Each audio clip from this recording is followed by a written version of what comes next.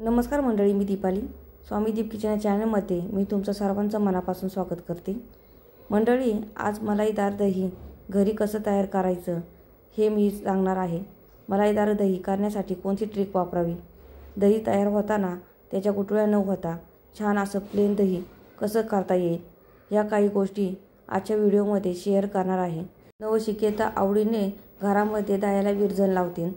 आजची रेसिपी आवडली तर हा व्हिडिओ तुमच्या फ्रेंड्सला, रिलेटिव्हला शेअर करा. इथे मी सुरुवातीला गॅस चालू करून घेते. गॅसची आच लो करायची आणि लो आचेवरच दूध गरम करायचं. इथे मी अर्धा लिटर म्हशीचं दूध घेतलेलं आहे. ह्या जागी तुम्ही गाईचंही दूध घेऊ शकता, पण गाईचं दूध हे पातळ असतं, त्यामुळे दही घट्टसर होत नाही. हे पहा, दुधाला छान उकळी आलेली आहे. दूध आपण थोडंसं आटवून घेणार आहोत.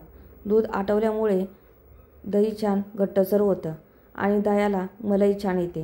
घट्टसर आणि मलाईदार दही करण्यासाठी दुधाची क्वालिटी चांगली असणं खूप गरजेचं आहे. दूध जर चांगलं घट्टसर असेल, पाणी न टाकलेलं असेल तर दही खूप छान होतं. इथे मी दूध चांगलं 10 मिनटं तरी आटवून घेतलेलं आहे.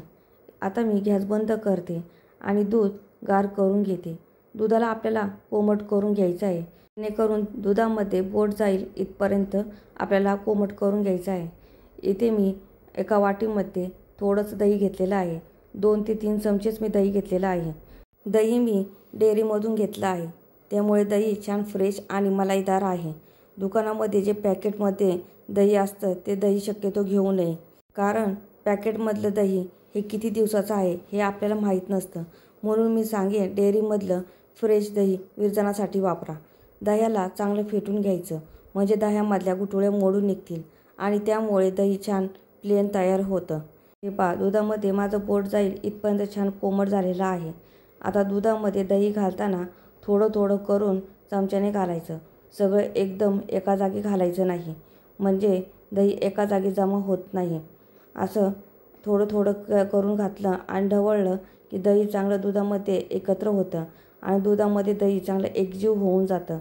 थोडंसं दूध प्याल्यामध्ये घेते आणि प्याला पूर्ण स्वच्छ करून ते उरलेलं दही त्यामध्ये घालून घेते आणि पुन्हा एकदा चमच्याने ढवळून घेते, म्हणजे दही चांगलं दुधामध्ये एकत्र होईल.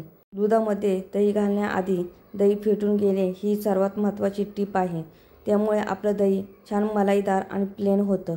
आता झाकण ठेवते आणि एक टॉवेल घेते. मी दाखवते त्याप्रमाणे दह्याचं पातेलं असं टॉवेलमध्ये लपटून घ्यायचं, म्हणजे पातेल्याला ऊब भेटते आणि त्यामुळे दही चांगलं जमा होतं. ही दह्याला विरजण लावण्याची दुसरी ट्रिक होती. आता रात्रभर दह्याला विरजण लावून घेते. हे पहा, दुसरा दिवस उगवलेला आहे.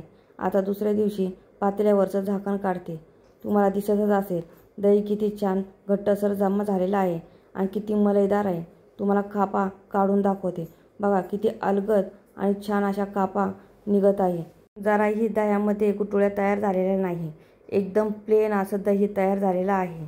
तुम्हाला पातेल्यामधली एक काप काढून दाखवते. बघा किती छान काप निघत आहे. असं दही जमा झालं पाहिजे. मंडळी, दह्याला विरजण लावण्यासाठी काही गोष्टी शेअर केल्या आहे. पहिली, दूध घट्टसर असावं. दुसरी, दुधाला चांगलं गरम करून घ्यायचं. तिसरी, गरम दुधाला कोमट करायचं. चौथी, गरम दुधात दही घातलं तर दह्याच्या गुठळ्या तयार होतात.